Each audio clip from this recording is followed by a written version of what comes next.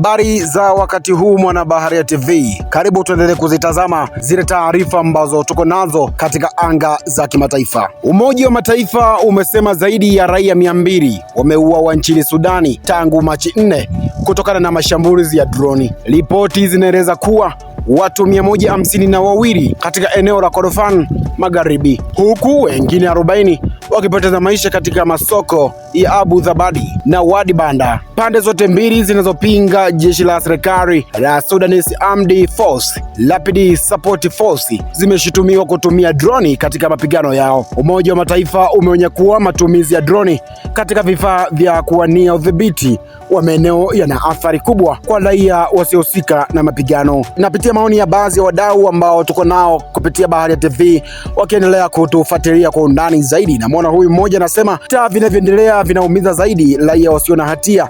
Ni jambo la kusikitisha kuona watu wa kawaida wanapoteza maisha kwa sababu ya mapigano ya madaraka.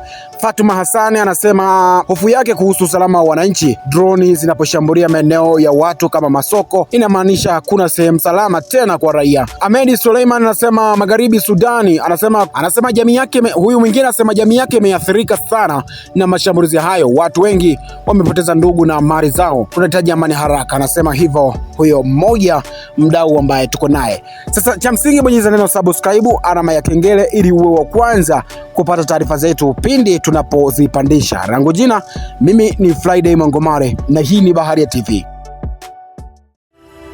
Asante kwa kuifuatilia Baharia TV. Usisahau kulike, kusubscribe, kucomment na kushare.